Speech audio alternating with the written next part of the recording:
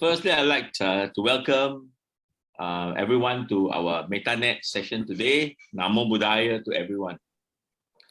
Now is where I'm going to introduce you to our very, very special guest speaker. Right, a pleasure to welcome and introduce to our guest speaker, which is all the way from Bhutan, the Venerable Shingkhar Lama, as what he would like to be known. In fact, when I was speaking to him earlier, right, I had an opportunity to speak to him earlier to find out more about him. I asked him how do you pronounce his name, right? And he says the name doesn't matter. So I will try to get his name correct.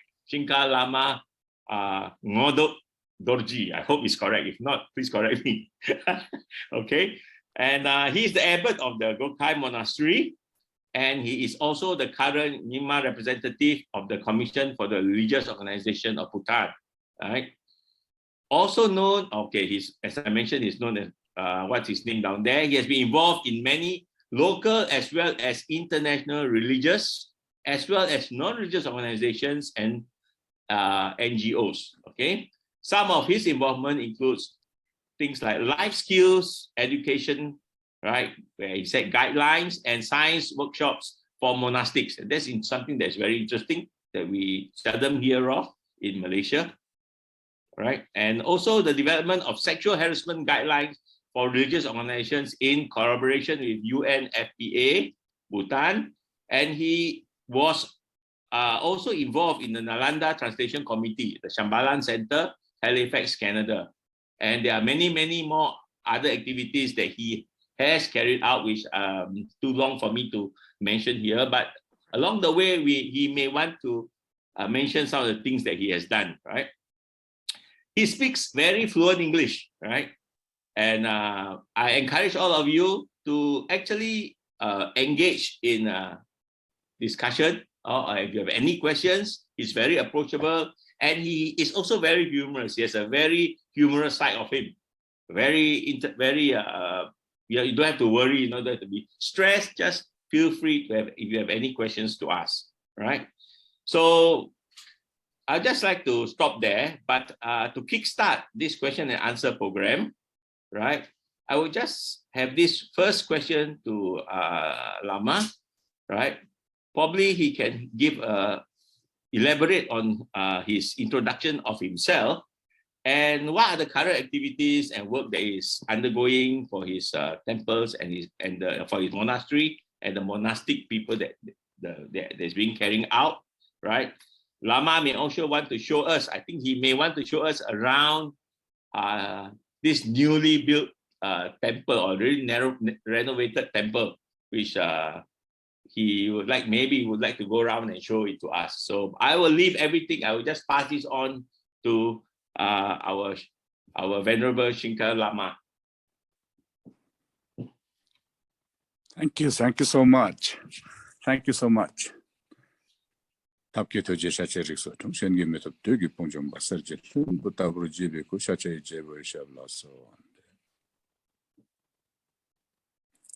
a small praise to the Buddha.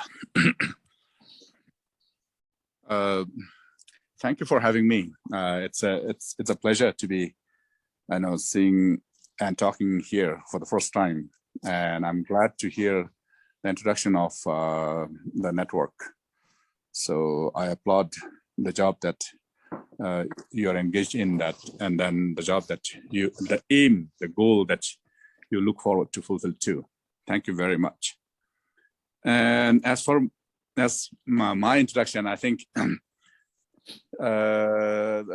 all has been said. Probably there's nothing left except to sort of rectify something, which again is not even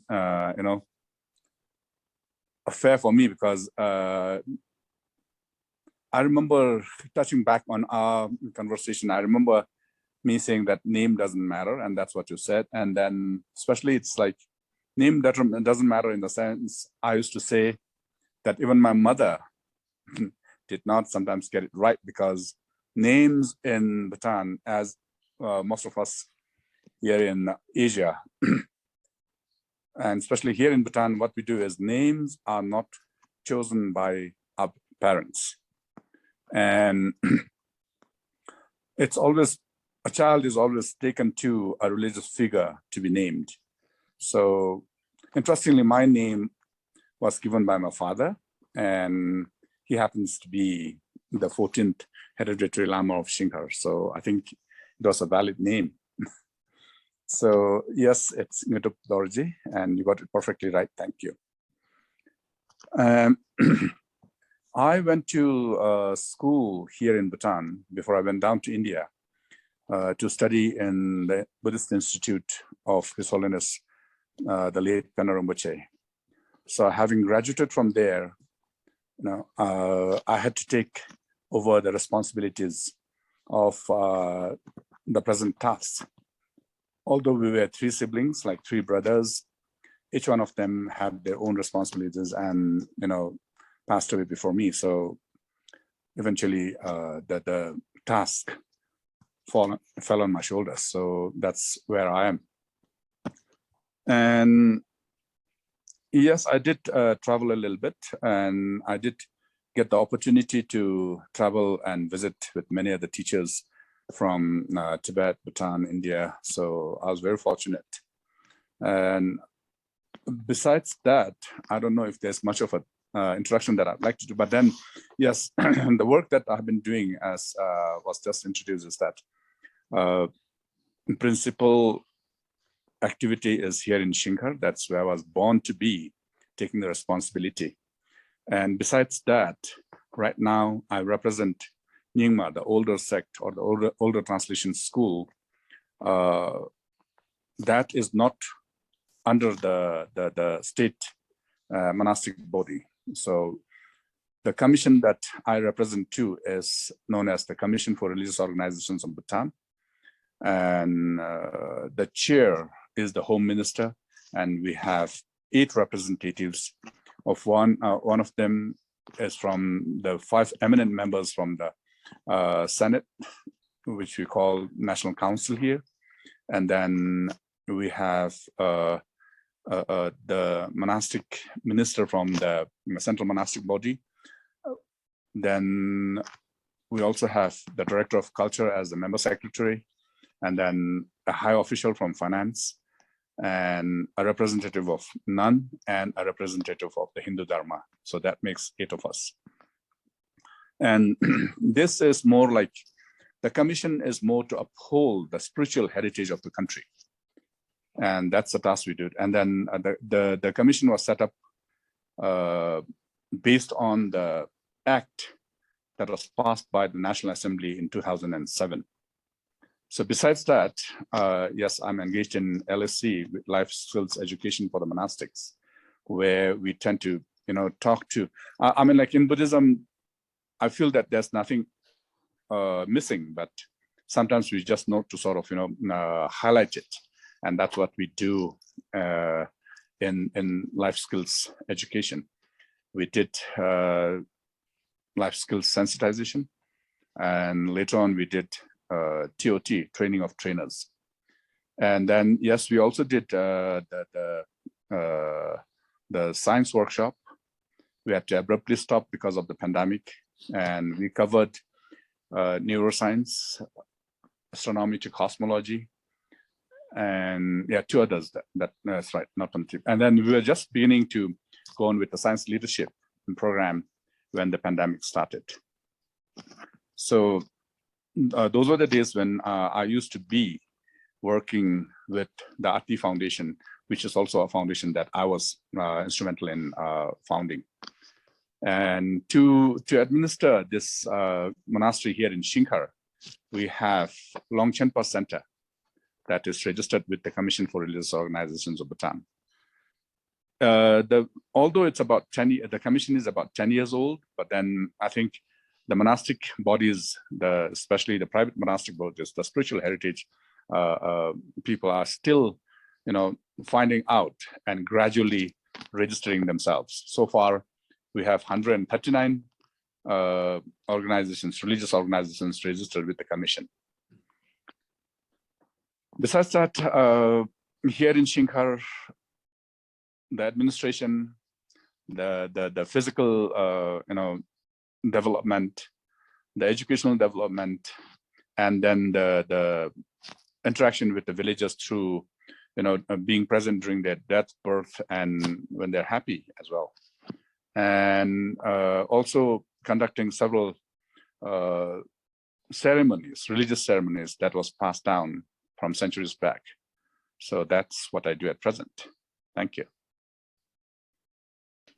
Thank you, Lama, for elaborating on some of the activities that you are carrying out. I don't know, Lama, you want to bring us around to to see your Sure. temple? Sure. I think maybe you give a commentary, and then we can go to the next question later. Yeah, because right now, I'm sitting in the renovated temple, and it's almost done. Let me get you from the principal statue, and then I'll just let me turn the camera. Actually, how do I do that? Yeah. So, what you're looking here is the statue of Guru Padmasambhava, and it's a clay statue about 20 feet high. And on the right side is the statue of Longchenpa. Longchenpa is also the founder of this temple. He visited, actually Guru Rinpoche visited Bhutan even before he visited Tibet. He was invited in this very district, actually, the district that we live in. So after taming and pacifying the ground, taming the evil forces and all, he taught 3 different cycles of teaching in 3 different places and blessed the country. So after that, not right after, but then after that, Longchenpa visited Bhutan in 1350s. Longchenpa, after his visit, I think he visited all the way from the east to the west. And in the process, he ended up establishing 8 locations, or what we call lings. And these are the principal seats of Longchenpa in Bhutan, 8 of them. And besides that, there are other lings as well. So the one that we have here in Shingkhar is the lower temple, which is Techen Ling. And he used to stay in a retreat here when he taught in the lower temple, Techen Ling. And this one is Jigme Lingpa. Jigme Lingpa lived almost like 3 generations after Longchenpa. But all the teachings of Longchenpa were propagated by Jigme Lingpa because he was the one who had the vision or the presence of Longchenpa's wisdom deity through which all the teachings were transmitted to him directly. So he is the principal disciple or the person who propagated the teachings of the Longchenpa. And all the statues here that you see are clay statues. And then the paintings that you see right up on top, you can see 7 up there. And it continues on this side and also on the other side. There are 12 of them, and that is the Buddhas of the highest author of teaching, I would say. And then on this side is the Buddha and the 12 activities that he performed, right? And on the left side is Guru Padmasambhava and his 25 disciples. So going from here, we have this painting, which is, by the way, let me say that you see this colorful pillar, which is a pillar that goes up 2 stories. The old temple used to be just this, till this pillar. So this used to be the old temple. That was 24 by 29 feet, I think. And from here on, this is the refuge tree of Guru Rinpoche. If you're practicing what you call the Longchen Nyingtik, or the heart essence that was propagated by Longchenpa, this is the refuge tree that you're visualizing. So from here on, this is new extension. And what you're seeing here is the 8 manifestations of Guru Rinpoche. And then after that, from here on, we're seeing the 100 deities, the wrathful and the peaceful deities. This is the peaceful part. And then on the other side of the throne is the wrathful deities. So we have had puja here yesterday, and things are still stacked up. So what you see here is the Buddha and the 6 ornaments of the Buddhist world. And up here is the Buddha field of the Amitabha Buddha. So if you're visualizing the Amitabha Buddha field, that's what it is. And if you look up on the 2nd story, maybe I'll walk you up. So this is the main hall. And then you climb up from here, steep wooden stairs, 1 flight of stairs, another one, and then you come to this hall. So here, this temple right now doesn't have any statues, but what is intended, or what the project here is, to station 1,000 Vajrasattva statues on these walls. The preparation is yet to be done, and all those things that you see are the electrical stuff, because electrification work is going on. And before I show you the village, I think I'll show you the village first. So if you look out the window here, this is the village of Shingkhar. And of the 8 lings or locations established by Longchenpa, the one is, see that big tree down there that I'm zooming in? The temple right there is the Chen Ling. So this is one of the 8 lings established by Longchenpa in the 1300s. So we do most of the pujas down there, except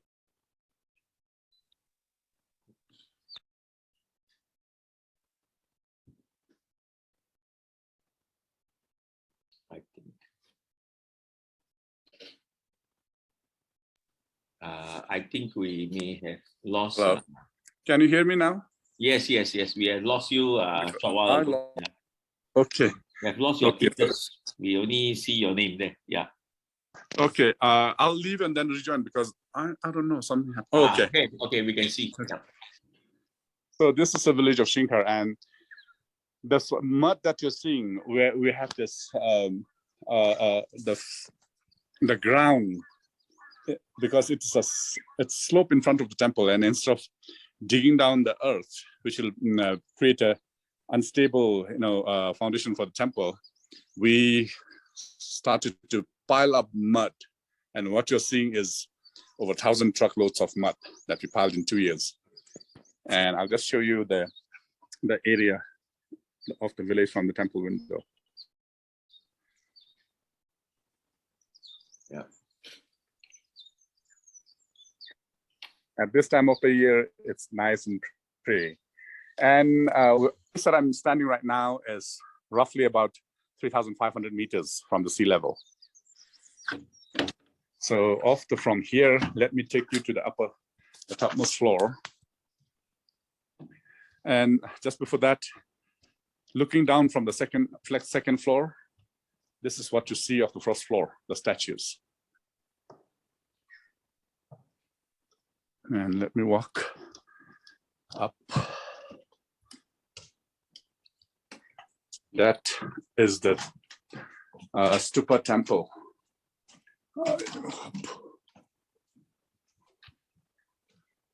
So we don't have lights, they're still working on it. This is the stupa temple. And what you have down there is wooden carvings of the offering goddesses and the 8 lucky signs. And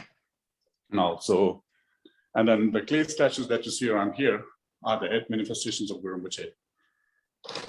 And this is the temple, not the stupa, I mean. So this stupa is dedicated to my late teacher, His Holiness Panur Rinpoche. So what you see here on the wall, unlike in other temples where you see the paintings, is his advices and teachings and pictures. yet to be translated into English.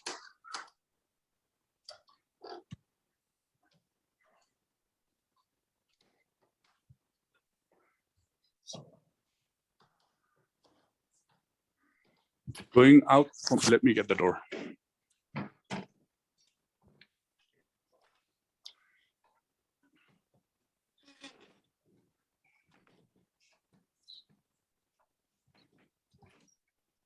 So I'll walk down and give you a look from outside the temple so that you'll know the shape and the geometry of the place.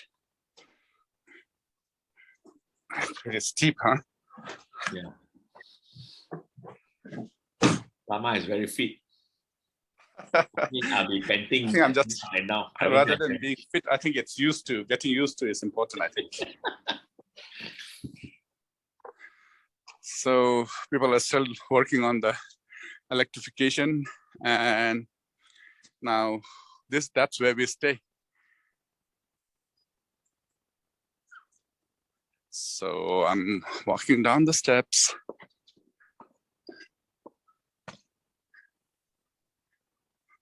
That actually, I'm using the side entrance, but this is the main entrance. I'll walk down.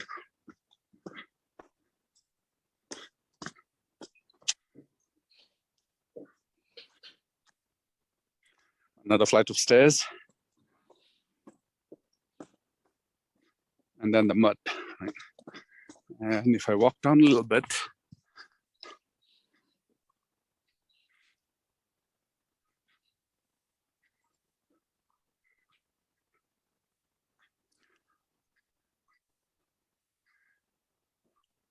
the smoke offering from yesterday still remains. And that is the village. And if you just turn up, this is the temple. What I was showing was the inside of this temple. So for one more time, I'll just give you a 360-degree view.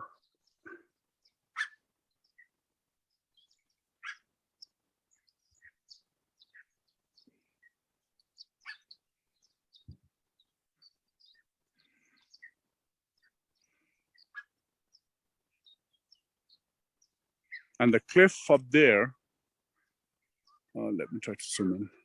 Oh, I can't. Okay.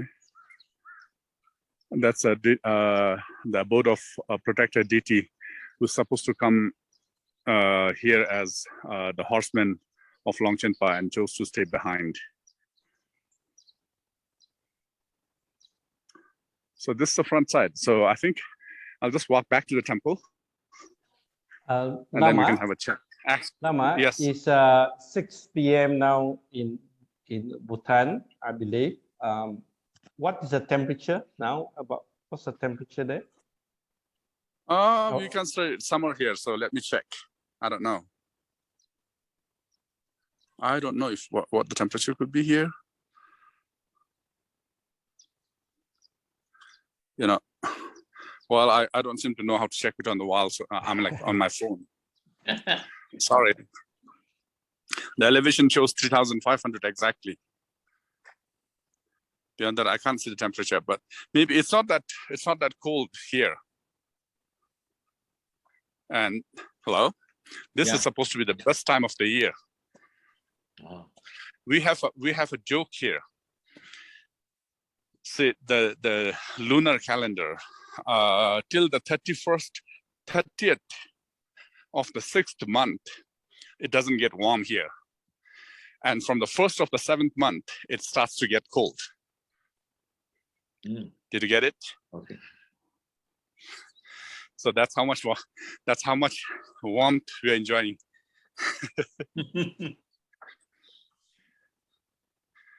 Okay. I'm back in the temple. Let me sit over there.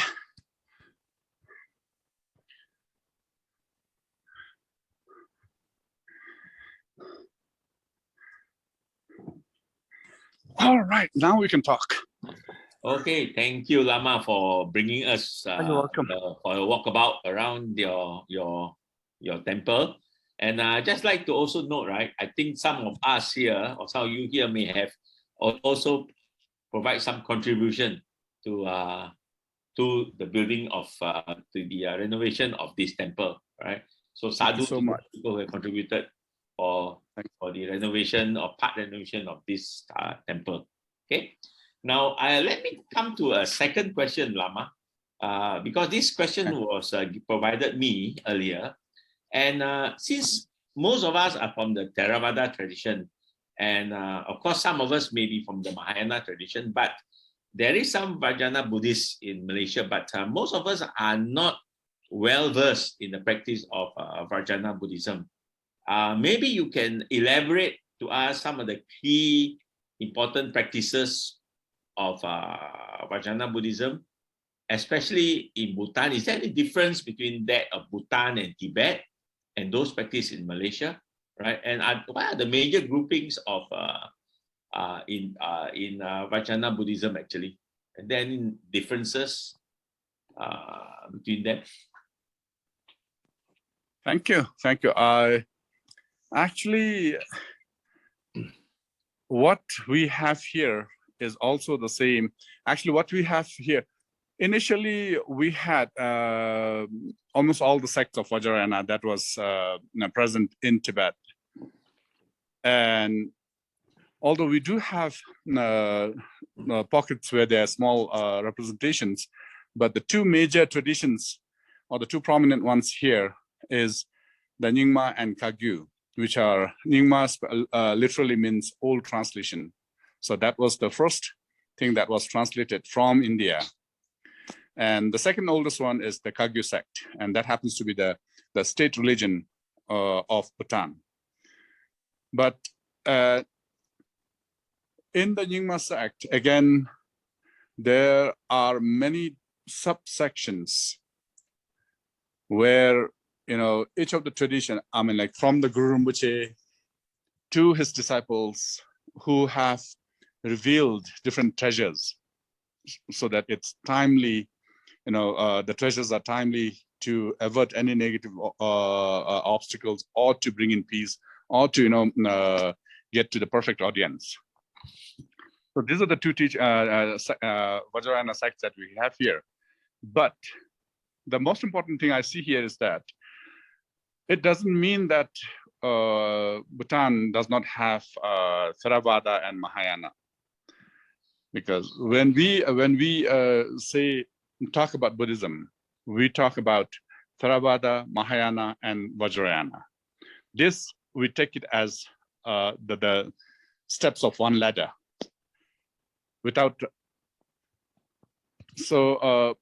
Theravada is very much present, and I'm sure that you must have heard about the recent ordination of the nuns by the head abbot of the country. So this precept, as well as for the monks, have always been there and is always there. And on top of that, yes, we do have Mahayana, and most of our the religious colleges study Mahayana Buddhism, where it talks about emptiness, compassion, and all. And when it comes to Vajrayana, it is based on the same principle, but it gets more interesting, I'd say, if I may. And in that, for example, in Theravada, a monk, for example, will abide by the robes that's been, designated for the person, a monk or a nun. Whereas when it comes to other practices, like even in Mahayana and in Vajrayana, mostly it's like you turn within most of the time rather than without. So in other words, I think the practice here is to more soul searching. And that soul searching, the best result that comes out from that is to be based on discipline, which Theravada excels. So I think what I'm trying to say here is that again, coming back to the first opening statement, is that all these three stages of Theravada, Mahayana, and Vajrayana are of the different levels of step of the same ladder, which you cannot do without the foundation, or the middle story. All of this may fall and crash onto each other. So when we are not giving any other terms or terminologies, all the three principal teachings are present.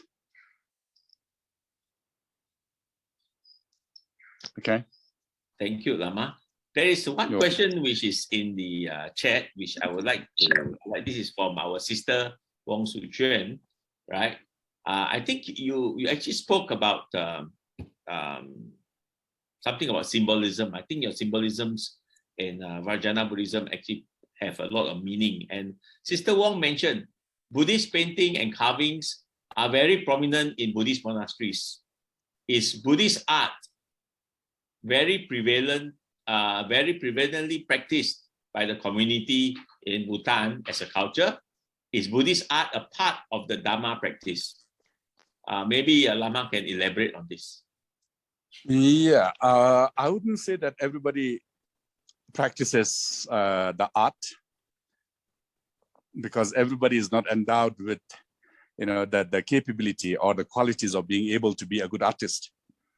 So yes, but having said that, there are many, people, and there are schools for, traditional paintings and all the 13 other arts and crafts that's been taught.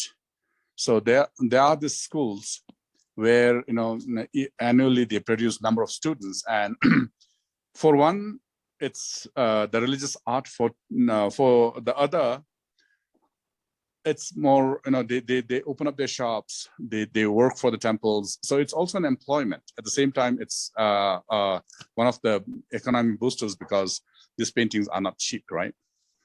So, but then when you paint, I think visualization is a principle, a practice. So when you practice, rather than looking at something and trying to visualize, versus somebody who can really draw the lines and the colors and, all those ornaments, I'm sure that that person will certainly have explicit visualization than somebody who doesn't know. So the advantage would be that, you'd be better off being an artist. And the paintings within the temple depicts of different things, as I showed. And also the paintings, outside of the temple or on a rock and all these things, is just more of a reminder to, sort of compose yourself, in other words, to be on the path, to practice what it's supposed to be, or to look and be careful of who you are supposed to be. So these are the representations and a reminder. And I think those arts, whether it's inside or outside, plays a very crucial role. Okay. If I miss out anything, please let me know. Yeah, maybe we can add in something later. Maybe Sister Suchen, maybe you want to elaborate on your questions. Probably there are some other things that you may want to get from Lama to explain, right? But anyway, we can wait for that question. We will go for the next question, which I think is quite interesting. There's a question here: what are some Buddhist practices in the Vajrayana tradition, especially in Bhutan, that are applied to daily lives of people in Bhutan? How do they practice it? I think it may be different from how we practice it here in Malaysia, right? So it's good for us to know, because we won't know how it is being practiced in Bhutan. Yeah. Well, first of all, I think in Buddhism, whatever we learn is supposed to be put into practice, right? And it's true with Vajrayana and in Bhutan as well. So if you just, I showed you the village. In the morning, if you just look down the village, you'll see smokes going up in the air in the very early morning hours of the day. And that would be the smoke offering to to the god and goddesses and to appease the local deities, so that there's that you're creating a communication or a connection with the nature or the natural forces. And then it's followed by the water offering, within the house. So each one of the houses actually have their own shrine. And then those who know, they would chant short prayers, do prostrations. And oftentimes when you do the prayers, it's mostly like it starts by saying, may I be able to generate compassion. And may I be able to benefit and not harm beings as far as possible. So these are the simple practices that we do. And besides that, on the auspicious days and all, you visit the temples, and then visiting the temples again, as I said, is reminded that you are in the presence of the enlightened beings, be it in mold or on the paintings, right, walls. So these are some of the practices, and this helps to, the very action, however simple it may be, helps you, for example, to be able to, even just as simple as offering water, makes you feel like broadening your perspective of generosity, for that matter, or compassion, or the respect that you're showing. And as you make your prostrations, you're sort of humbled as a human being, right? So that your pride and ego are lessened, if not, sort of pacified, I'd say. These are some of the practices that we do, and you can see it in any other houses that is being done in a village like here in Shingkhar. Okay, that's good. Is something wrong with the connection? No, it's okay. It's okay. You're fine. Yeah.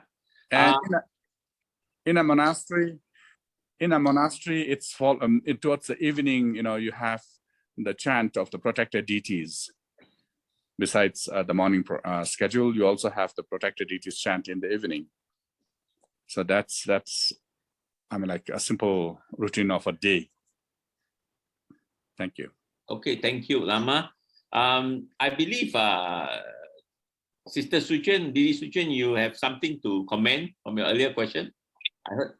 Can you please speak up? Yeah.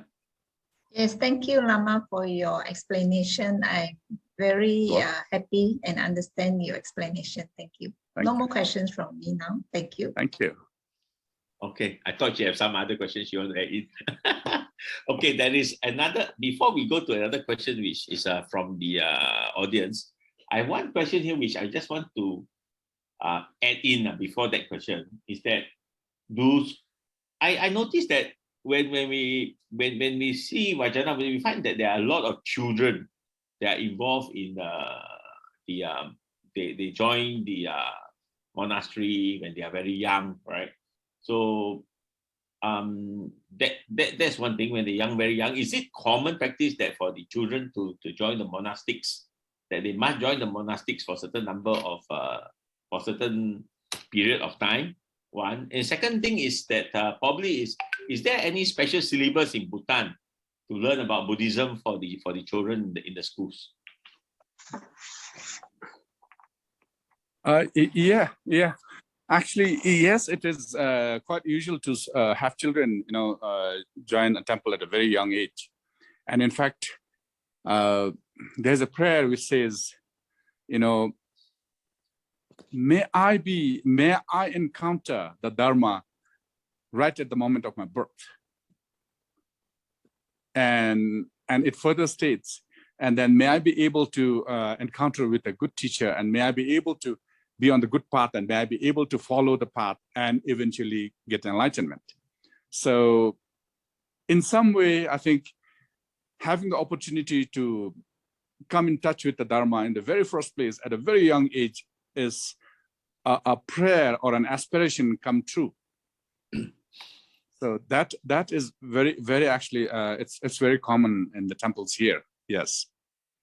And yes, there's a curriculum kind of a set that, predates all the modern curriculum, where certain kids, when they get in, they study to read and write, and then eventually go on to learn the ritual instruments, and then go on to learn the preparation of the ritual effigies or cakes or whatever, and then eventually you go and learn the philosophy behind the text, and that, as you grow up, you internalize more and more, and the kids actually also learn how to perform ritual dances and to make mandalas of different kinds and painting. You have all of this actually that people want to learn, right? So that grows up all the way to a college education where philosophy is taught as a main subject, and then you go on to the last 2 to 3 years where you emphasize on Vajrayana Buddhism, and then you can be a teacher, or you can choose to be in a retreat, a choice. No such thing as a mandatory thing, but you're in other words, if it's a food, it's under process, it's being processed, to come to a table. So likewise, I think what we try to do, or what we intend to do, is to process a human being so that the human being from the very young age, as when it comes to a certain age, becomes a genuine human being, a true, compassionate, enlightened human being, if not fully enlightened, partially enlightened. And if not partially enlightened, at least being respectful to yourself and to others. Okay, thank you, Lama. I have 2 questions actually from the chat, which I would like. One is from Brother Ko Jit Huat, and another one is from our Dato Dr. Victor Wee. So let me go to Brother Ko Jit Huat's question first, because it involves your walk around just now. He mentioned that the monastery's main shrine display the teacher's statue, right? The teacher's the statue. Is this a common practice in Bhutan? Can Lama explain and elaborate the understanding of the Bhutanese perspective on this, on having this? Yeah. Let me turn the camera. So this is what you're talking about, right? Yeah. So that is the statue of Guru Rinpoche, and Guru Rinpoche here is considered as the second Buddha. And although during Buddha's time, Tantra was taught, it wasn't taught that explicitly. And the arrival of Guru Rinpoche sort of accelerated the practice and the teachings of Tantra. So because we follow Vajrayana here, Guru Rinpoche is the propagator or the backbone of Vajrayana, as well as this area, or even Tibet is considered. So that's why in most of the temples you'll see Guru Rinpoche as the principal figure, and many of the temples you'd see the Buddha as the center figure, and then Guru Rinpoche, and then the Avalokiteshvara, the 3 deities. But it really depends on what you want to build up, or what your tradition is. For example, I belong to this the old tradition which we call Nying Tik, or the heart essence, which was propagated by Longchenpa. And in this, Guru Rinpoche becomes the principal deity, not undermining the Buddha himself, because he is the teacher of the time. And yes, the teacher, even when we say the refuge, instead of 3, we do 4 refuges. And when we do 4 refuges, what we add is our guru, our teacher. And even before the Buddha, we take refuge in the teacher. We say, instead of Buddha, Dharma, and Sangha, we say Guru, Buddha, Dharma, Sangha. So that importance here is Buddha has appeared approximately 2,500 years back. And he taught extensively according to suit each of our faculties. And then the followers of the teachings have always practiced their path, and there's a continuous beings on the path of enlightenment. But for example, if I think personally, a person like me, for example, I'm born 2,500 years after the presence of the Buddha. And physically, Buddha is absent from my world. But what is present is the teachings that he taught. And that is the teaching that shows the path to where he traced and reached. And that teaching was transmitted from another person to a person. And eventually that person was my teacher to me. And he was the one who brought that teaching, the seamless flow of the teachings of the Buddha all the way to my head or to my mind. So hence, he or she, for that matter, is the principal figure in the life of a practitioner. So that's why the guru, your teacher, is very, very important. And what was the other question? Did I miss that? I don't think you miss out. Whether they just wanted to know the perspective of the Bhutanese on this. I think you answered the question very well. Yeah, Lama. Yeah. Okay. Okay. The next question is from Dato' Sri Dr. Victor Wee. Are there both monastic and non-monastic lamas in the Vajrayana Buddhist tradition? Because some lamas have families, right? I don't know about that, but probably Dato' Sri knows more on this. And how does one become a lama? How can a person be considered a Rinpoche? So maybe all these words, right? Okay, interesting. Well, we're talking on the right spot here, because in this community, we have both the ordained and the lay practitioners. And the ordained, of course, are the celibate monks who abide by the principle of the discipline, right? What is what? The Shila, the discipline. And then we also have major people down in the village who are also a member of our community and who are actually the practitioners. And what we call them or refer to them is Gomchens. And the term actually loosely explained would be great meditators. But that, of course, is not very true, because they have their family, they live in the village. At the same time, they also perform all the ritual activities and any other things that happen in the temple. So from the very start of the Guru Rinpoche's time in Tibet in the 7th century, there were two sanghas. The sanghas known as the ordained bhikshus or bhikshunis, and then the sanghas who were tantric practitioners who had their family. And the two sanghas were named after their robes. One was red and yellow, mostly orange, kind of for the ordained. And then for the lay, it was more like white, white scarf, white clothing and all. So these were the two types of the sangha we had. And in Bhutan, yes, we have very prominent number of people who are Vajrayana practitioners. That's why what I was trying to say in the beginning was that a Vajrayana practitioner doesn't necessarily have to be seen in a religious robe as such, because I think it's true to others, but it's also in Vajrayana, I think it's about soul searching more than physical things. Although there are many other things that happen in Vajrayana, for example, rituals and dances and making of different things to pacify or empower, or in other words, to able to generate more and eventually cut through this materialism, and eventually get to the point of enlightenment. And in other words, I think what we're trying to say is that, be it in all those three traditions, we are following the same goal from a different path. Okay. Is that okay?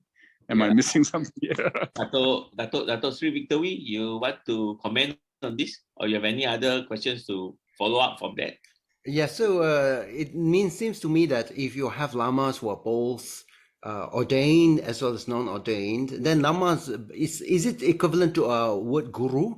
Is lama a guru? And how does a person becomes a lama? How does a person be considered to be a rinpoche? Does it mean that there are certain kind of spiritual attributes for him to be considered to be a rinpoche? And how about a tulku? Which sounds, Well, you know, that's a lot. all these terms we That's hear, we need to have a better understanding of what it means, what they mean.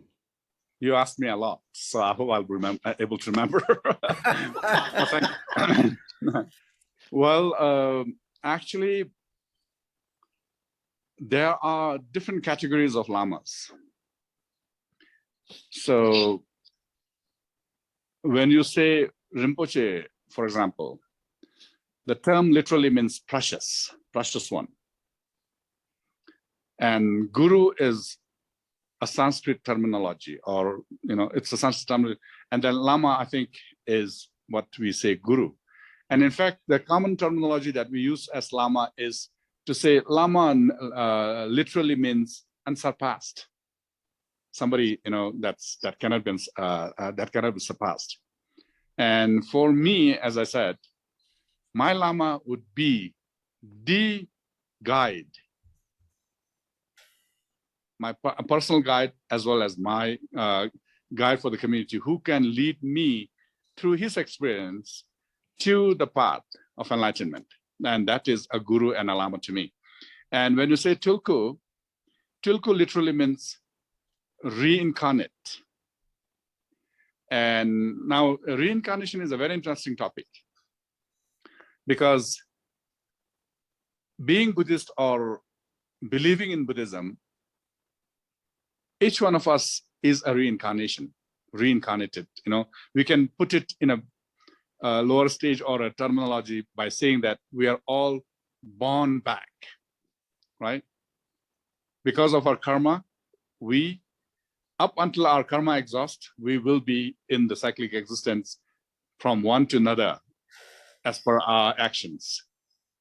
And when we say tulku and revere them, it means that there are the beings who have practiced in this life, attain certain level of understanding, and have the aspiration to help the beings for a number of years or lifetimes or, you know, forever. And those tulkus are supposed to have reincarnated through the aspirations to come help the beings. And those are the tulkus. But be it Rinpoche, the precious one, lamas are known as Lama Rinpoche, and then we have Khenpos, who are the teachers or the professors. We can say them, call them Khenpoches. And then you have tulkus, where you can say Tulku Rinpoche or simply Rinpoche. So in other words, be it Rinpoche, Tulku, Khenpo, the title of guru applies to all of them.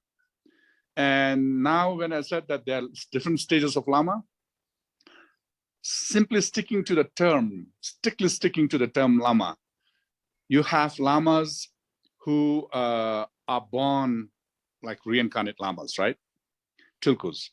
Then you have lamas who have studied and then they go to retreat, and then your teacher recognizes you and thrones you as a lama, often known as Vajra masters. And then you're a lamas because a community or certain group of people refer to your teaching and seek for your guidance. And, you know, titles offered as lama or Khenpo or, you know, Geshe or whatever. And then for somebody like me, it's hereditary. So of all the lamas, I think in that line where you get practiced or enthroned and all, I have little choice, because when you're born into a family, there's not much choice you can have. Is it more messy, or is it a little clearer?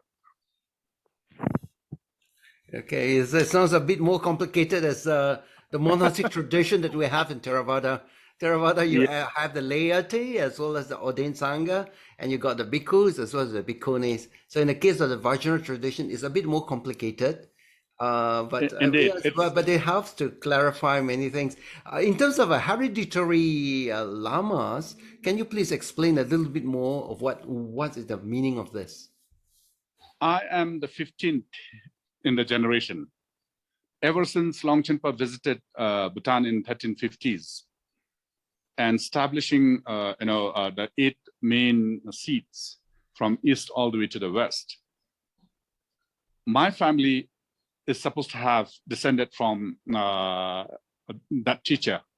And up until now, to me, I'm the 15th in the generation. So that's how it works. Okay. Well, as far as your question about Tulkus, reincarnate, lamas, and all, I think we need a more leisure time. Okay. Does it mean that because the first teacher is Longchenpa, and he established eight seats, and then your lineage really comes from the very first teacher that comes from one of the seats, and then and you move on. But does it mean that there must always be a male offspring within for that lineage to continue? Because if you don't have a male lineage, what happens to the to the line?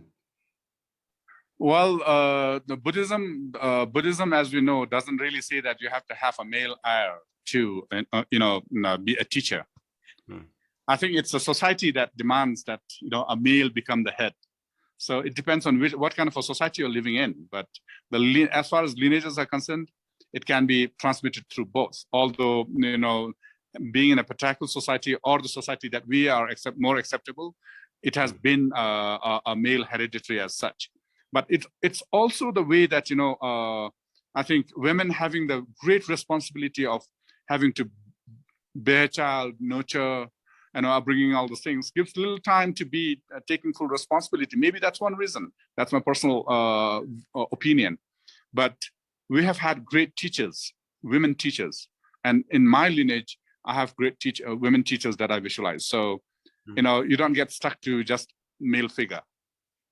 Oh, what if somebody is holding the position of a lineage and he doesn't have any children at all? Does it mean that he can just adopt somebody else to continue the lineage, or is the lineage going to be finished? That lineage will not exist because lineage is of one, it has a kind of a genealogy, I think. Okay. So adoption is not counted. No, you cannot do that. The teaching lineage will be continued and can be continued, whether it's adopted or your disciple or lay or whatever. But the blood lineage is hereditary, and adoption there doesn't play a role. Okay. Good. Okay. Dato Sri, no more, then I will proceed with the next question. Please proceed. I'm just trying to get over the technical things that we are not I know. familiar I'm with. also very confused. Okay, because we are not familiar with the MettaNet tradition. But I think it's better to get confused in the first place. Then we can sort out a little later. Okay, there's one question in the chat, but I think there's another question which there's one question which I have earlier, which I would like to highlight, is that I think Lama may be familiar with the Mahayana and Theravada traditions as well.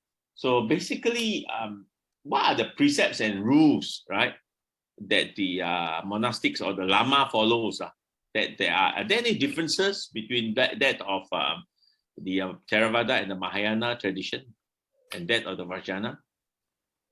As far as the vows of Otian Bhikkhu and Bhikshunis are concerned, it's just the same. It comes from the Tipitaka of the Buddha, the 13 volumes that you have in the Tipitaka. It is just the same, like 250 for an ordained monk, fully ordained monk, and then 300 plus for a fully ordained nun. So be it Theravada, Mahayana, or Vajrayana practitioner, if you're engaging in that celibacy practice, these are prominent, these are the priorities that you practice. But when it comes to tantric practice, you have what we call the combination of the vows. And oftentimes, there are certain things that sort of merges and then also topped up. Okay.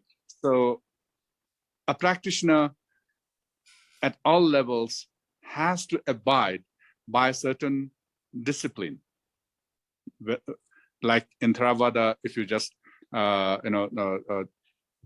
if your focus is on celibacy, yes, then that's the precept that you abide by. And in Mahayana, if compassion is your practice, then that there are certain rules and discipline that you need to abide by. And likewise in Tantra, there are certain discipline that you have to abide by. Okay, thank you, Lama, for the elaboration on that. I'll go to one question from our Dr. Lee Boon Peng. He asked this. He says that the nation of Bhutan is unique because it is the only country that adopts gross national happiness as a national indicator. Many other countries use gross national product, GNP, as a national indicator of well-being. Is this basically due to the profound influence of Buddhism in Bhutan? Will Buddhism be reduced in Bhutan as the country progresses in the future? That means as the country progresses, right? How will it affect the Buddhism influence into the country and the people? This is a question from Dr. Lee. Yeah. Actually, I personally believe that without the Buddhist philosophy standing a strong background, GNH may not exist. Yeah. The very fact, the principle, the very foundation of Buddha's teaching was to make people happy and comfortable and compassionate, and that actually is true because Buddha wasn't trying to fool people by bringing them to become artificially happy or compassionate. The fact that he was teaching that was because we beings, not only human beings, are by nature compassionate, kind, and we have the seed of enlightenment. We are impregnated with that seed. So that is why he was just trying to, all the teachings that he taught was to sort of wave away or to clean off the delusions that we have, so that our true nature appears forth, and that becomes that I think is enlightenment. But even as you practice, the lesser the delusion that you see indicates that the deeper your practice is. So the deeper the practice means, the more compassionate and more happy you are. So when you talk about gross national happiness, I'm sure that this philosophy stands as the backbone of the philosophy. I'm not an expert on that, but that's my version of explaining GNH. And the other one that you're saying is that yes, Bhutan was a Buddhist country, and Bhutan is a Buddhist country. People do practice, but there are two ways you can look at. One thing, yes, because Buddhism has been in the country for so long, for generations, it has somehow become, the differentiation between Buddhism, philosophy, and culture has become quite difficult, because people have mingled some of the practices or some cultural practices, and often mistake that for being the teaching itself. So the younger generation, what we see is that I'm not very hopeless about it, because they're very inquisitive. They're very, there's a lot of questions that have been raised. And I think this is a time where teachers have to play a very active role. Because if you just say that, oh, just your devotion and nothing else, you just listen to what I'm saying, I think we'll shut off the door for many of the young minds. So here, we as teachers need to play a very active role. And on top of that, we also have to have a very open-minded, discussion with the audience that we have these days, So in which case, I think the establishment of the philosophy, the teachings of the Buddha, will be even more firm, because unlike our parents, or let's say, people who don't really go on to reasoning, most of us, those who analyze and use reasoning to accept a teaching is more hopeful, because that way that the person who understands it will understand it with a purpose and a meaning. So I do not see it deteriorating, but I see more responsibility of a teacher.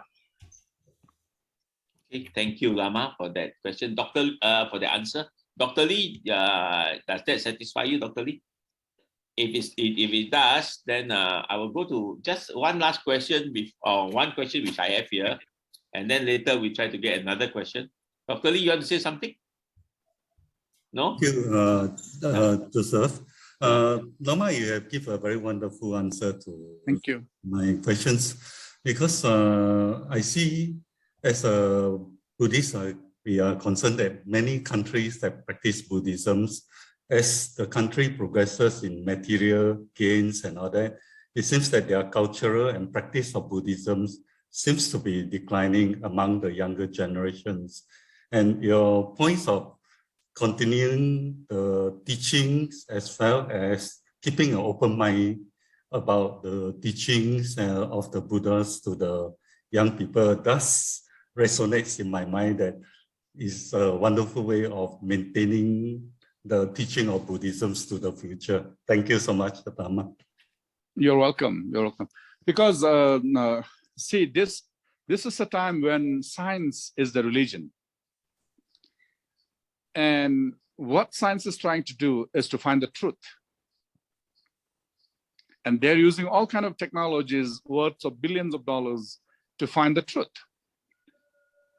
And should the science find the truth, it has to be, not far from what Buddha taught. Because the very reason that Buddha taught was to analyze and reach to a conclusion through analyzing, through the process of analyzing. And that means you will find the truth at the very end. So with or without technology, maybe one, we are trying to visualize the formation of, let's see, the formation of a universe. And science has to come up with little different, buttons to show how universe is formed. For example, in one of the workshops that we did, astronomy to cosmology, the interesting thing was there's a very famous prayer, the Amitabha prayer, that we, chant. And that talks about a countless universe, and a little above is the realm of Amitabha Buddha. And oftentimes we can visualize, or we just we have to use our mental instrument to be able to visualize that, because we do not have these technologies, right? But then in that workshop, they were telling us how a universe is formed. And then when I asked them, how many are there? They said that they have recognized about 5,000 so far, but there could be billions and trillions and zillions, So suddenly there's a science, the religion of the time, talking of the same thing that the Buddha taught thousands of years back. So that's why I'm saying that science and Buddhism can go hand in hand, should it both try to get the truth. And Buddha hasn't failed. And my personal feeling is that the philosophy that the Buddha taught was valid, is valid, and will always be valid. Yes. Thank you. Thank you for the very good answer, Lama. I think that was probably the last question. I think it's getting a bit late for some people. But then before we end, Lama, we probably would like to get our brother Masaki, right? Because I think he was there, he met you. Maybe he wants to make some comments on how he met you and how he get involved with your monastery, right? Brother Masaki, yeah, maybe you can please unmute yourself. Yeah. Thank you. Thank you for allowing me to attend and participate in this. Although I don't belong to your group. One thing I wanted to share with you is that how impressed I have been to be in Shingkhar and watch people, how the center which Lama showed us at the beginning have been supported by the entire community. All the 39 households have time in time, provide contributions in kind and in cash. And in fact, some of my friends, much younger than me, also have even been collecting donations from inside and outside the village. So, and aside from that, I know that Lama had also, attracting, donations from different international organizations, I think including yours. But the basic is that the Longchenpa Center or the other temple, which Lama also showed, the one inside the settlement, at the center of settlement, they have been really, and I think one thing Lama didn't mention, every morning and evening and during daytime, when I'm in the village, I see people visiting temple one after another. This is something, I'm from Japan, where unfortunately Buddhism is not practiced as much as it should. But that's something what made me visit Shingkhar so often. Yeah. Thank you. Yeah, thank you, Brother Masaki. I think your comments and what we heard maybe make some of us want to visit Shingkhar as well. I hope we can make a trip to Shingkhar as well. Well, the country is open, so. Yeah. Yeah. Okay. So I think we will just, I think about to end, and there's no more questions. We just end this. Firstly, I'd say sadhu to our Venerable Shingkhar Lama for his very interesting and open discussion on Buddhism in Bhutan. Right, that's the title of our topic for today. So, and I would also like to thank all of you for being here.